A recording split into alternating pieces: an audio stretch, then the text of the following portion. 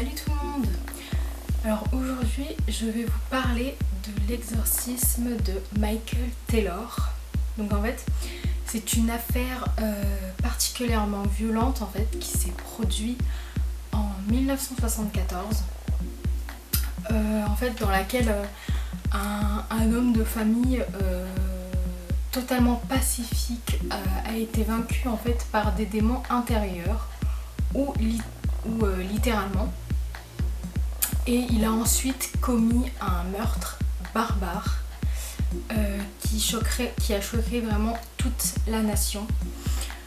Donc en fait la ville tranquille d'Ossé près du West Yorkshire en Angleterre ne semble pas être un endroit où en fait se produirait en fait un meurtre sanglant, hein. Je pense un peu comme partout en fait. On ne s'attend pas à ce que notre voisin fasse un crime. Pourtant c'est ici en fait dans cette ville endormie de 17 000 habitants que notre histoire sinistre commence. Donc en 1974, Michael Taylor, âgé donc de 31 ans, son épouse Christine et leurs 5 enfants, plus leur caniche appelée Ossett Home. Donc leur famille était considérée principalement par leurs voisins comme une famille gaie et heureuse.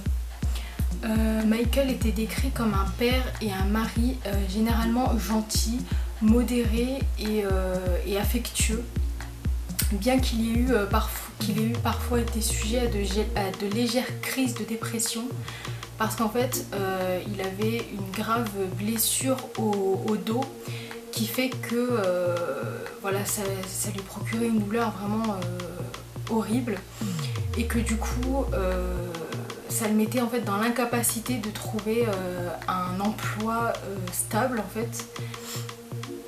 Donc du coup autrement voilà, à part ça rien n'indiquait que les Taylor voilà, ils vivaient une vie totalement normale, tout allait très bien.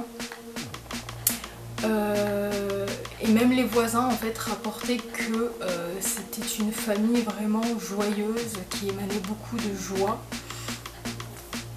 Donc voilà. Pardon.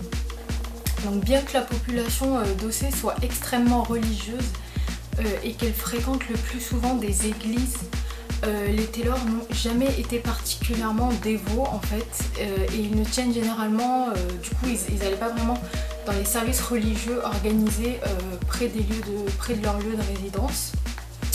Je pense que c'est ce manque en fait d'intérêt apparent en fait pour la religion qui a insisté une amie de Taylor, donc qui s'appelle Barbara Wardman, à lui présenter un groupe. Alors, en fait elle l'a présenté à un groupe religieux appelé les Christian Fellowship Group, dirigé par Maria Robinson, âgée de 21 ans. Donc Michael, qui était auparavant en fait un non religieux vraiment, du coup il a à partir de là commencé à assister aux réunions en fait régulièrement. Donc il assistait aux réunions du groupe, il prenait connaissance de tout en fait, des enseignements, et il est rapidement en fait tombé sous le charme de la prédicatrice du coup Robinson. Et en fait il est vite devenu évident que Michael était devenu plutôt amoureux de la jeune femme. Et du coup il a commencé à passer énormément de temps en fait avec cette femme et à assister à de plus en plus de réunions et de rassemblements de groupes. Il a même rejoint Robinson dans une congrégation où il allait utiliser le pouvoir de Dieu pour exorciser les gens de leurs péchés et de parler en langue. Donc en fait parler en langue, ça veut dire parler une autre langue comme le latin en fait, une autre langue. Et du coup il allait participer aussi à des rituels privés dans lesquels Michael et Robinson restaient en fait toute la nuit, restaient debout, et ils faisaient des signes de croix l'un contre l'autre afin de conjurer et il croyait que c'était le pouvoir diabolique de la pleine lune. En plus de cela, l'attitude de Michael à la maison a commencé à changer, à se détériorer. Il était de plus en plus irritable, argumentatif et plus sombre envers sa famille, avec laquelle il passait du coup de moins en moins de temps. Cela était totalement différent du coup de sa manière tranquille d'habitude. Lui qui était vraiment tranquille, pacifique. Michael était par le passé et il était supposé que le groupe exerçait sur lui quelque chose, une influence vraiment négative envers lui. Donc du coup c'est au point des croyances, donc du coup de plus en plus étrange que Michael, son comportement erratique et inhabituel, et sa mauvaise habitude et son engouement pour Robinson sont devenus tout à fait inappropriés pour sa femme et son entourage. Du coup, au cours d'une congrégation, Christine a soudainement décidé en fait de confronter Michael au sujet de la relation qu'il avait avec cette femme, et elle l'a accusé du coup d'être infidèle. Michael aurait senti du coup une influence perverse, l'ombre sur lui en fait, il a senti en fait sur lui une ombre assez perverse qu'il a poussé il a été poussé par cette force et a soudainement dirigé sa fureur inexpliquée mais sur Robinson. Alors on aurait pu s'attendre à ce que justement il s'en prenne à sa femme, et en fait pas du tout, ça a été tout l'inverse. Il a complètement pété les plombs et il s'est rué sur Robinson, et donc du coup en la frappant verbalement et physiquement avant de vraiment blesser quelqu'un sérieusement. Donc même elle, en fait, Robinson a témoigné plus tard ce qui s'est passé en disant, je cite du coup: j'ai soudain jeté un coup d'œil à Mike et toutes ses caractéristiques ont changé. Il avait l'air presque bestial. Il a continué à me regarder et il avait un regard vraiment sauvage dans les yeux. J'ai commencé à lui crier dessus par peur. J'ai commencé à parler en langue. Mike m'a aussi crié en langue. J'étais sur le point de mourir et je semblais reprendre conscience. Je savais que seul le nom de Jésus me sauverait et je me suis mise à répéter sans cesse Jésus. Quand Christine, m'a entendu appeler le nom de Jésus, elle a commencé à le dire aussi, et je me suis fermement convaincue que ce n'est qu'en invoquant son nom que je n'ai pas été tuée. Voilà, donc Michael affirmera plus tard en fait n'avoir aucun souvenir de cet incident. En dépit de cette violence, en fait, le lendemain, Michael reçut quand même le pardon de Robinson et l'absolution de l'église par l'absolution. Cependant, bien sûr, personne n'oublia vraiment ce qui s'était passé. Et donc du coup, Michael était quand même... on le surveillait quand même au cas où s'il puisse se passer autre chose. Donc du coup, il est devenu évident que sa détérioration et son comportement dépourvu de caractère ne présentait aucun signe de changement, que sa santé mentale se détériorait et que en fait ça s'aggravait avec le temps, et que du coup plusieurs ministres ont été avertis au fait qu'il risquait d'être sous l'influence de forces démoniaques. Du coup, à partir de là, le vicaire local est venu à la conclusion qu'il fallait exécuter un exorcisme sur Michael. Et donc 2 ministres du nom de l'abbé Peter Vincent et du révérend Raymond Smith ont été invités à le mener à bien. Donc du coup, ils ont mené cet exorcisme sur Michael. La date et l'heure de l'exorcisme a été fixée au 5 octobre 1974 à minuit à l'église Saint-Thames dans la ville voisine de Bansely, la nuit et tard dans la matinée. Donc ça s'est passé vraiment toute la nuit jusqu'au matin. Ils l'ont exorcisé toute la nuit. Dès que l'exorcisme a commencé, Michael a eu des convulsions et des crises de grattement. Il a des crachats en fait et des morsures qui ont nécessité à devoir l'attacher de force au sol. Pendant les 8 heures qui ont suivi, Michael a été soumis à des coups de crucifix dans la bouche. Il a été aspergé d'eau bénite et a été contraint à confesser ses péchés tout en grognant et en frappant tout ce qui s'approchait de lui.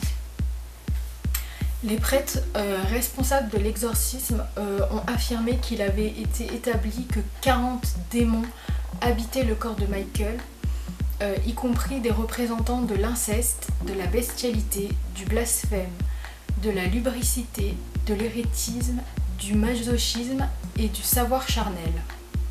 Ces prétendus démons ne se sont pas rendus facilement, chacun d'entre eux devant être traîné dehors à coups de pied et de cris. Et c'est à 8 h du matin, le 6 octobre, que les prêtres chargés de l'exorcisme étaient du coup épuisés par toute cette nuit et du coup ils ne pouvaient plus continuer. Il a été donc décidé que l'exorcisme devait être terminé à une date ultérieure, bien que les prêtres aient affirmé que 3 démons, ceux de la folie, de la colère et du meurtre, étaient toujours en train de creuser obstinément leurs griffes en fait dans Michael et n'avaient pas encore été enlevés avec succès.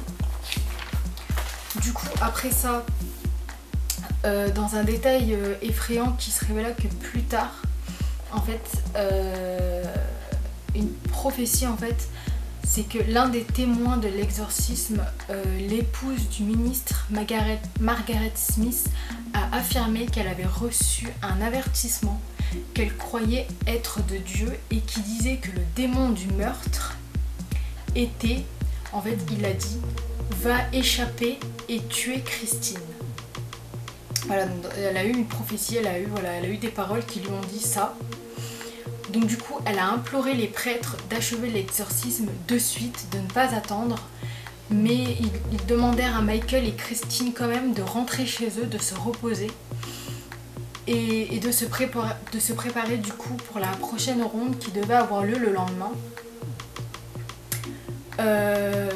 Qu'il y ait vraiment des démons du coup qui infestaient le corps de Michael Taylor ou non. Ce qui allait suivre allait bien enfin voilà, ça allait être horrible, le mal incarné pur et une folie absolue. Donc en fait le même jour, à 10 h, à peine 2 heures après leur retour de l'église, Michael a brutalement attaqué et tué son épouse Christine chez eux d'une manière incroyablement féroce, en l'étranglant à mort, à main nue, lui arrachant les yeux, lui arrachant la langue et lui arrachant la majeure partie en fait de son visage dans une effroyable démonstration de violence. C'est horrible, quand j'ai lu ça, j'ai eu les frissons, c'est effroyable, je n'ai pas de mots pour décrire cette violence, c'est vraiment horrible. Quand il eut fini du coup avec cet acte, du coup il a ça c'est, je crois que c'est, enfin je dis pas que c'est le pire, mais en fait du coup il a attrapé le chien de la famille. C'est horrible franchement. Du coup il a attaqué le chien, du coup en le déchirant en fait pratiquement d'un membre à l'autre. En fait il l'a pris de chaque côté en fait et il a tiré en fait sur le chien.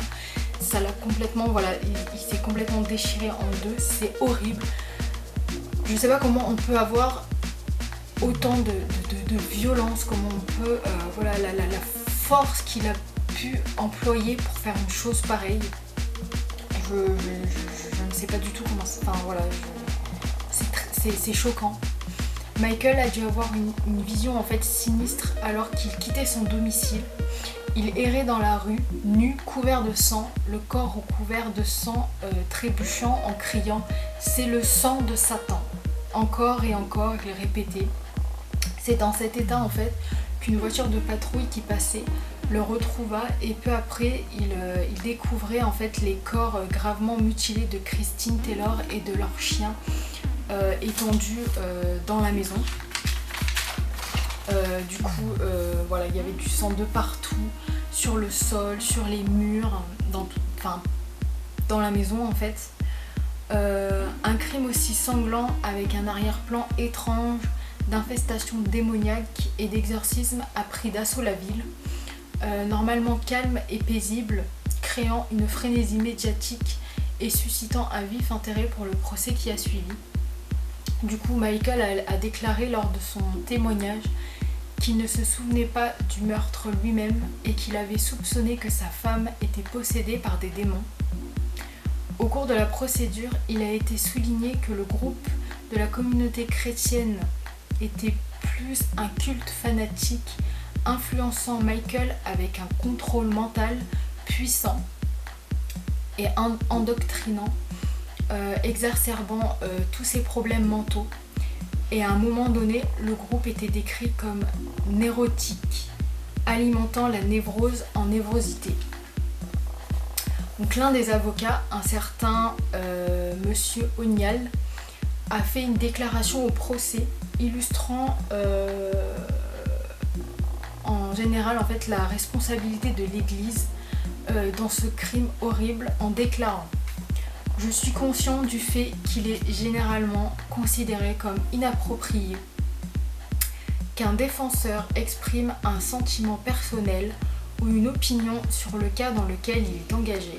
Je crains de ne pas pouvoir observer de telles contraintes dans ce cas, que ceux qui sont vraiment responsables dans cet assassinat se lèvent. Nous soumettons que Taylor est un simple chiffre. La vraie culpabilité est ailleurs. La religion est la clé. Ceux qui ont été cités en preuve, et c'est clair en particulier, devraient être avec lui en esprit à présent dans cet édifice. Chaque jour, il est incarcéré à Broadmoor et le jour même où il doit subir la réunion amène avec ses 5 enfants sans mère. Voilà, donc après ça,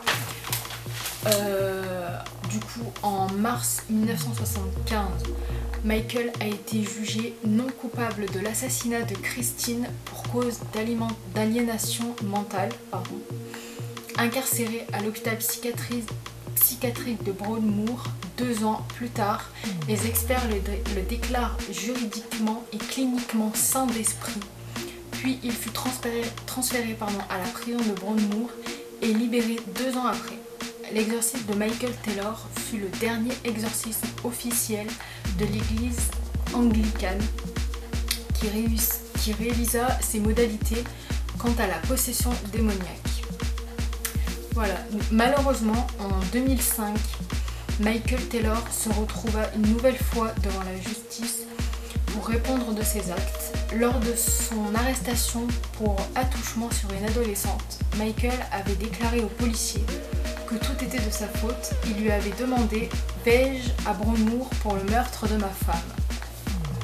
Apparemment, une semaine avant les faits, des symptômes en fait identiques à ceux qui l'avaient amené à tuer Christine en 1974 étaient réapparus. Peter Moulson, son avocat, tenta alors d'expliquer que l'histoire de Michael n'était en aucun cas celle d'un prédateur pédophile, mais celle d'un homme malheureux. Il a fait un certain nombre de tentatives de suicide, dont l'une d'elles en se coupant son poignet. Il s'est blessé en sautant d'un pont, il avait des blessures au dos et aux jambes. Entre-temps, une seconde jeune fille porte plainte et Michael plaide coupable pour les 2 agressions. Vu qu'il n'avait jamais été condamné de tels actes, le juge Stewart qui s'occupait de l'affaire estima qu'il avait peu de risques de récidiver et déclara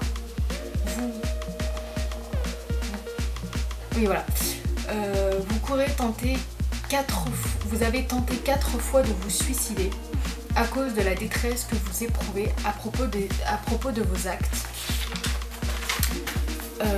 J'en suis venue à la conclusion que l'intérêt public est mieux servi en faisant de vous le sujet d'une réhabilitation communautaire avec une obligation de traitement.